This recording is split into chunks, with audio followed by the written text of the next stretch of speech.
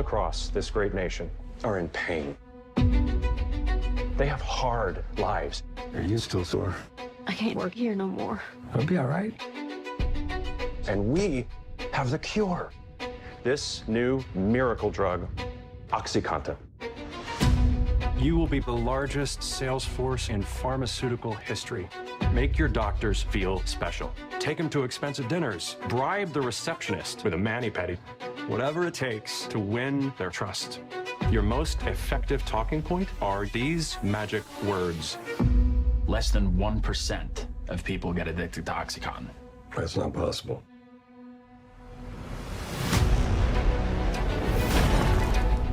I can't live like this anymore. I'll start you on this. Call on a miracle drug. You only take 2 a day. I think I can make this the biggest drug in the world. I think maybe that medicine might be just a tad more addictive than you said. That's not what we're hearing. Something is happening here.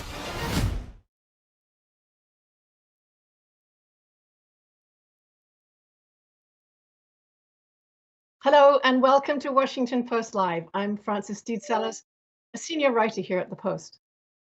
The opioid epidemic has cost the lives of hundreds of thousands of people and affected millions more. The limited series Dopesick explores the role of the Sackler family and its company, Big Pharma, in promoting the drug OxyContin, the painkiller that experts say is the root of the opioid crisis. I'm delighted today to welcome 3 people, Rosario Dawson, Michael Keaton, and Danny Strong, to talk about their work on this compelling series. A very warm welcome to you all. Thank you. Thanks for having us. Well, thank you. So this, of course, is a dramatization of a true crisis in which the Sacklers have denied wrongdoing, either ethical or criminal. And Danny, I'd like to start with you and just to sort of update us. There has been a bankruptcy settlement at the beginning of September. Could you talk about your reaction to what happened? I think my reaction to the bankruptcy settlement is similar to almost everyone in the country, which is disbelief. Disbelief that they've been granted immunity to any civil litigation moving forward. Disbelief that this settlement will just be a drop in the bucket for them financially. It sounds like a huge settlement, $4.5 billion, but they get to pay it over 9 years. So in fact, it'll be less than the interest payments that they're making, or the interest they'll be making on their principal each year. So they'll be coming out with more money, after the settlement than when they started. So it doesn't feel punitive on any level whatsoever. And ultimately, it goes into sort of everything that I've been feeling about the Sacklers through my entire research process into this crisis, which is that they always get away with it. They just always get away with it. And someone asked me, why is that? How do they always get away with it? And I say it's very easy. The answer is one word: money.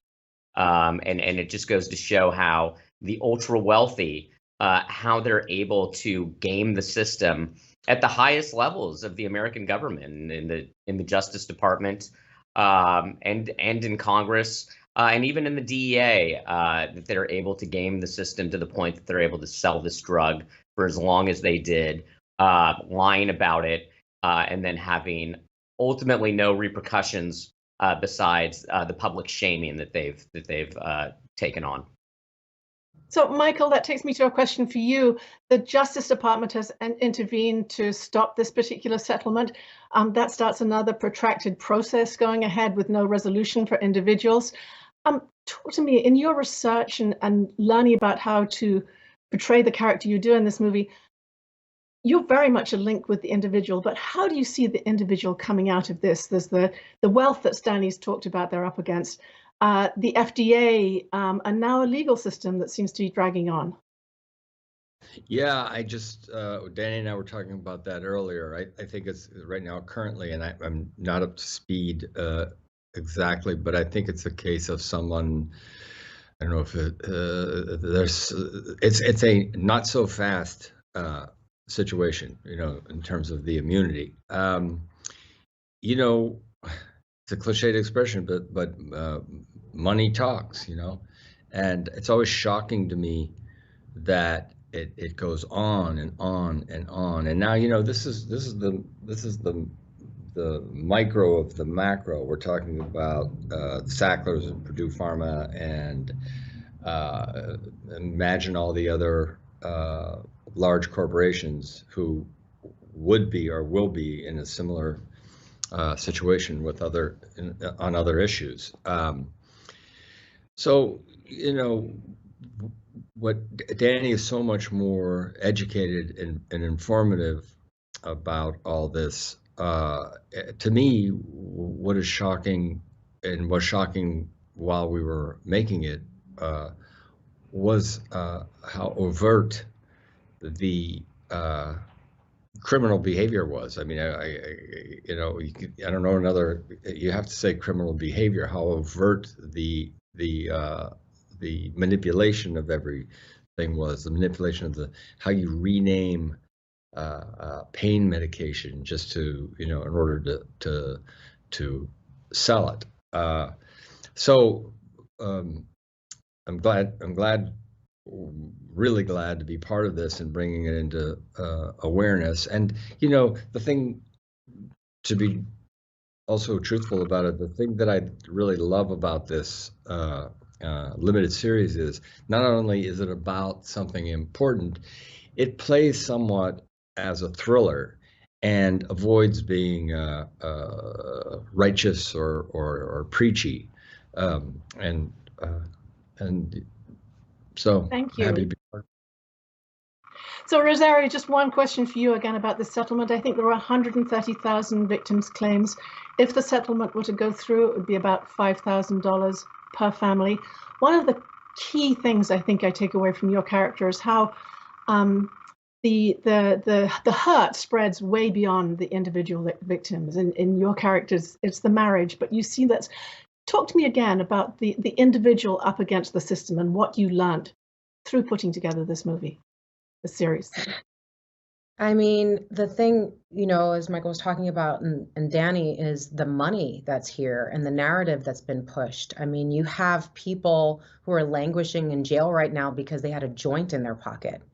You know, like when the system is rigged against the poor, it's rigged against minorities, it's rigged against classes. Like, it is a system that is designed to continue perpetuating a narrative that if you get in trouble, you deserved it, and if you got away with it, then good for you, you know. And the powers that be that you get to see in this represented, just the breadth of it and what it really looks like. What does that mean? Like, it's not just someone evilly going, here, I'm going to give you this money and you're going to look out for me, right? It's not like that. It's so much more insidious, the way that it kind of went down. And that's why this story, I think, is so powerful, because it pushes back on this narrative of blaming the victim and ostracizing and stigmatizing the addict, and hopefully starts building up more humanity and an appreciation and compassionate sort of look at just the flaws of human beings, the times in which that this happened, you know. And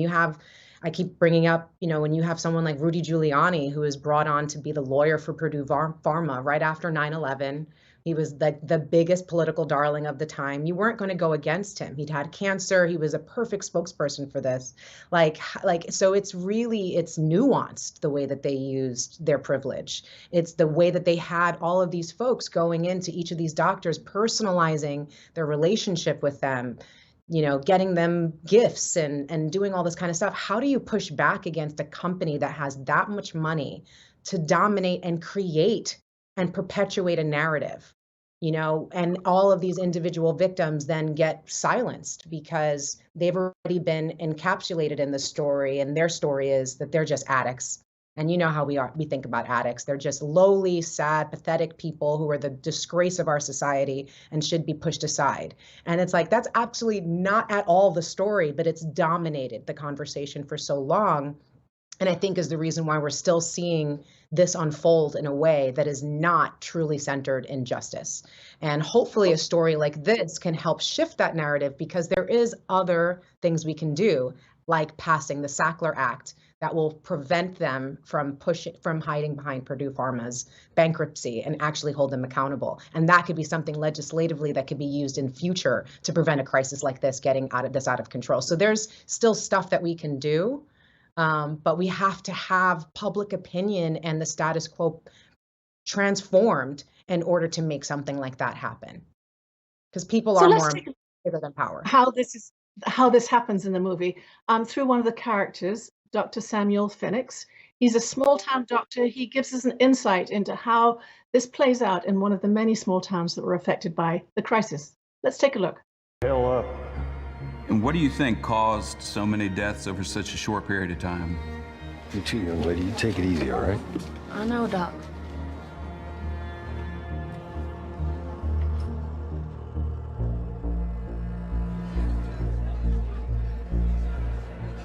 Dr. Phoenix? OxyContin. So just to be clear, you're blaming numerous deaths in your town on just one medication? Yes, sir. I am. And are you the individual that prescribed this medication?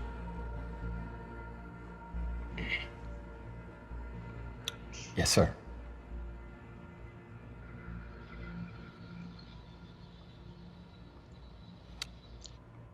I did. So Michael Phoenix is a fictional character, but he really takes us into the lives of doctors prescribing these drugs. Did you, in preparing for the role, talk to doctors in small towns? And what did you learn from them? What were those conversations like?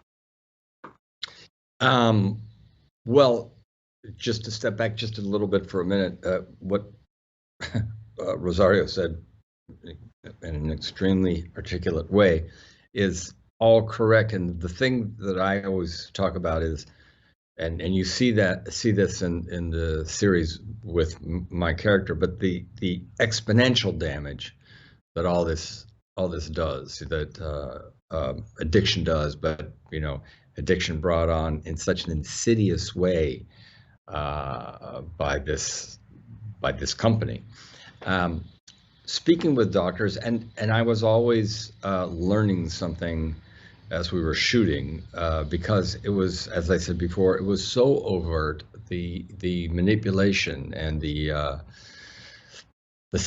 ingenious salesmanship of selling an addictive drug and lying about it, that I couldn't believe. I often would be doing a scene and I'd have to talk to Danny or Barry Levinson or someone else to say, I think this is a little too obvious and too on the head and not really believable.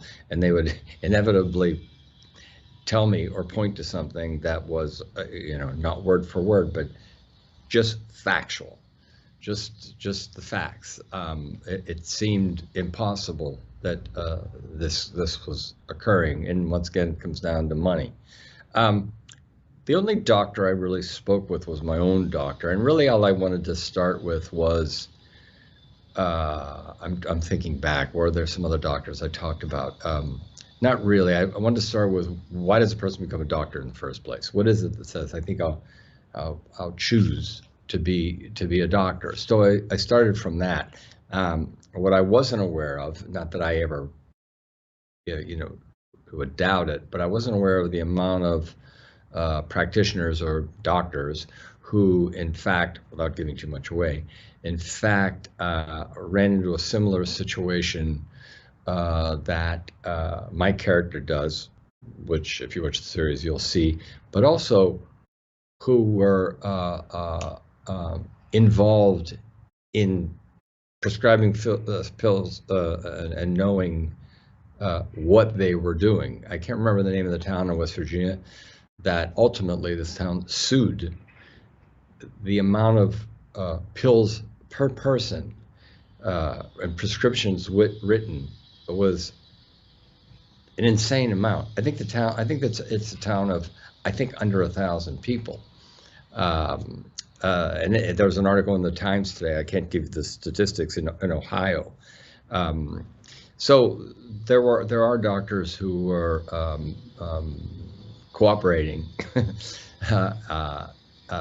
My character isn't one of those, but he also, his life takes a big turn, which is accurate for some physicians. I'm trying to address it, but not give too much away so that you'll follow the episodes. But what you say brings me exactly to a question for Danny. You talk about being brought back to the facts when you feel as if it's gone too far. Danny, the series comes out of a book, or is related to a book, Dopesick, written by a journalist. It's a factual account, and you decided to dramatize this. Talk about where you decided to move from fact to fiction in creating characters like Phoenix, and why you did so in certain places. What was the power of doing that? Yeah, so for me, making the town of Finch Creek, the coal town that we see, is invaded and attacked by OxyContin, a town filled with composite characters. The primary goal of that was because I had, through my research, come across so many different stories, all of these different stories of the journey of addiction. And they're so powerful, all these different tales. And I thought, if I had composite characters, I could use more of these stories in the show as opposed to being confined by the actions of one individual person. And so by doing that, it felt like I was actually able to tap into a more universal truth, something that had more, just more facts ingrained into the show. So it seemed to me that was the best way to tell this story, because there's just so many different powerful tales, and the more that we could get into the show, the better understanding of the totality of the opioid crisis I felt the audience could have. A portrait painter once told me that a portrait is a bunch of lies that tells a more telling truth than a photograph. So that sort of rings true from what you're saying. Rosario, go ahead. Well, I was just going to say, Aaron Sorkin, who's the master of nonfiction movies, has this beautiful saying, which is, it's a painting, not a photograph, very much along the lines of what you're talking about. And that's what we're doing here. You know, we're not saying this is a word for word account of what happened, but by tapping into this more universal truth, you're able to get, like I said, more of a truthful tale of the totality of the event. Rosario, your character, a drug enforcement agency worker, there's a moment where she talks about the fact that this is a homegrown enemy instead of drugs coming from overseas, which is, I think, one of the most telling moments. How did this sense of a domestic crisis come home to you? What did you learn as you went through preparing for this performance? Yes. I mean, I grew up in New York in the Lower East Side during the HIV, AIDS, crack, cocaine disparity, heroin crisis. And, I saw firsthand the people who were victimized by it, and the stories that immediately, once they fell into this space, how they were targeted and marginalized. And, my character gets a chance, again, this remarkable composite character, which after reading Dopesick by Beth Macy and Painkiller and a lot of other things that Danny recommended for me to do my research, you see, like, there's so many stories. And to be able to play a character like Bridget Meyer, who's a composite of multiple different people, so that each scene is hitting on something very truthful and very real. And actually, some scenes are actually word for word for some of the characters that some of the people that my characters composited for. But I just loved that because of this character being a character, there could be a gradient of information that could be given. So there's a time where I'm doing research as this DEA agent and looking and seeing how there's lines down the block outside of pharmaceutical places. And she interrupts a robbery, and it turns out to be like a child. And it's a huge moment for her and revelation about like just how deeply insidious and profound this crisis is. And in that, she gets to speak to why she became a DEA agent, because she grew up in a community very much like mine and saw the problems of that community and wanted to be someone who was a stand for it. And I grew up in a community where it was radical community organizers and activists who were doing things like handing out clean needles so as to prevent the spread of HIV and AIDS, because of heroin usage, which was very looked down upon and frowned upon then. But now, as the years go on, we recognize it as incredible and very useful tactics for harm reduction, because now there's language for that. But for her, the only thing that she could really think of to do is to be that person in the DEA that would encounter these people and these situations with more humanity than normally is the case. And so it was just really profound and powerful to see that toll on her, to know that that was her history, to know that that was her impulse and push, even as she was put down for being a woman in the job and not having the gift of gab and humor and grace to be able to navigate these spaces in a way that would have been maybe more palatable for her male colleagues. She was just very fervent and very passionate about this, and it cost her personally. It cost her mental health and emotional health, and you can see why a lot of people choose not necessarily to stand up for the right causes, because it's a toll. It's a real toll, and it's really gratifying to be able to expose that element in this story and hopefully gain more of an audience so that there is more of an army to combat this particular war that we're in, which is not the war on drugs. It's the criminality of homegrown cartels that Rosario, get many. I would love to take a look at Bridget Meyer in action. Let's go to a short clip from the movie and see her performing just the way you said she does.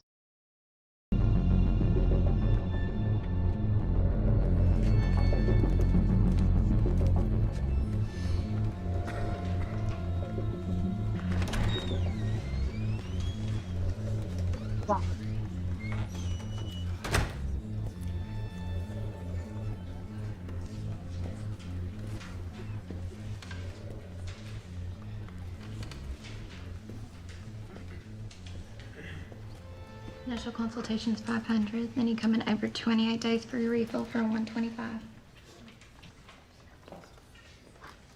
Do I meet with the doctor for my refill appointment? Only if you want to. Or you can just pick up your prescription. The doctor is booked till next Thursday, so you can fill those at home if you like. Is there any way that I can meet with the doctor today? I have really bad shoulder pain. So does everyone else. Have a good day.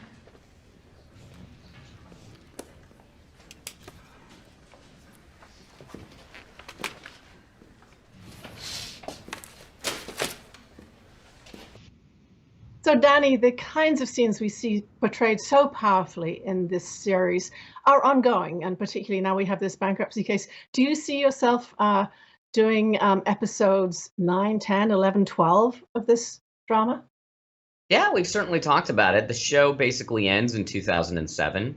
And I'm sad to say that the amount of criminal behavior from 2007 to 2020 was so staggering that Purdue Pharma had to plead guilty again in 2020 to 2 more felonies, and I believe it was $8.5 billion in fines. So that's a lot of criminal behavior that they have, conducted in order to get fines that high. So yeah, maybe there is a potential season 2 from 2007 to 2020, in which we once again, sadly, expose Purdue's ongoing criminal behavior. And part of the 2007 settlement that we dramatize in the show is that there were safeguards put in place. There was an oversight that was put in place for Purdue Pharma moving on post the settlement. And surprise, surprise, they completely ignored those safeguards and they continued their same deceptive tactics. They started pushing their sales even harder in more reckless, dangerous ways, even though the amount of information that was now out there by 2007 and what Purdue itself had pled guilty to in a statement of facts is incredibly damning, what they have pled guilty to.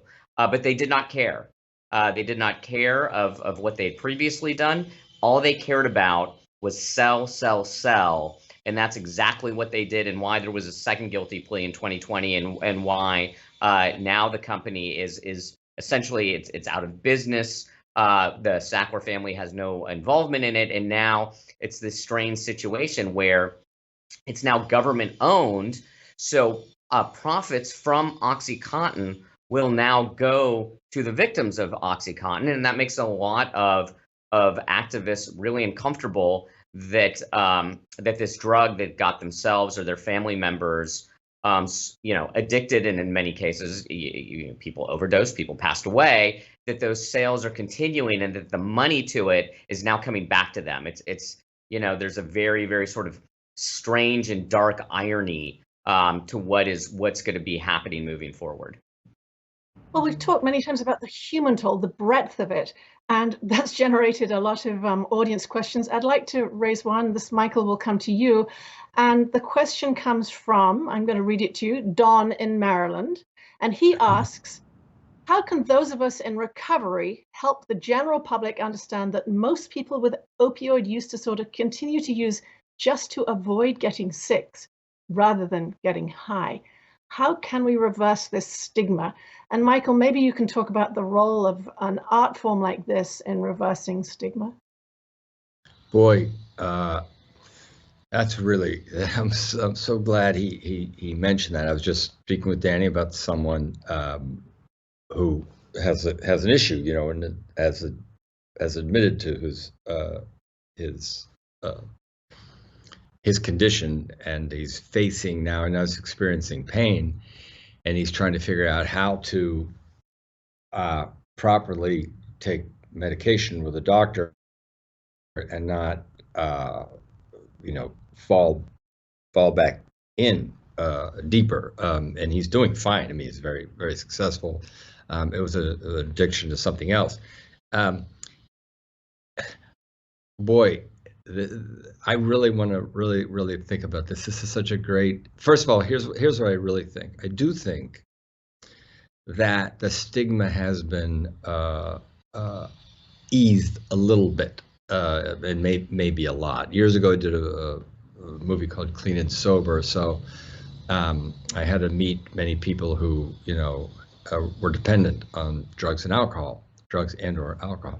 And you learn so much, and the first thing you learn is, for me anyway, it's probable that I got lucky. I didn't get whatever that thing is, that that chemical imbalance or whatever it is, because it could have easily been me. Fortunately, it's not. And I think the stigma is better than it was, I really do think, and this is why this question is so good, I'm thinking about it, I really do think there needs to be some sort of campaign, I hadn't thought of this, frankly, that does explain to people, because you think we understand, but we really still don't, that this is a disease, and I don't know what the campaign would be, but I really do believe now the next thing to be done, I'm thinking, is to explain to people that this could be anyone and all the damage it does, and people shouldn't be viewed as less than. And it's almost always poor people. It's almost always poor people. And so people easily point to them and say, well, see, there you go. Very often there's a real reason, an inequity that was created that made someone poor in the first place. So you have to get to the root of the cause. But that definitely should be addressed. The stigma attached. I have time for just one last question. Well, just to go ahead. Well, it's a beautiful question, and I'll just answer real quickly. We hit that head on in the show. I think it's a major concept in the show, exactly what that question was, and I think audiences will see it dramatized, exactly what that person so beautifully asked. That in an opioid use disorder, your brain chemistry has been changed so that you are in so much pain without it, you think you're going to die. And that's where the word dopesick comes from. That's what being dopesick is. So in many ways, let your questioner know that is something we discuss extensively over the course of the season. I think our question is going to be listening in, and I really wish we had more time. We haven't got more time with you. thank you so much for this powerful discussion and also for finishing up with this important notion of overcoming stigma. It's so important. Rosario, Michael, Danny, thank you for joining us today. Thank you. Thank you for having us. Yeah. Thank you everyone else for joining Washington Post Live. If you would like to know more about our upcoming programming, it's on WashingtonPostLive.com. I'm Frances Stead Sellers. Thank you for being with us today.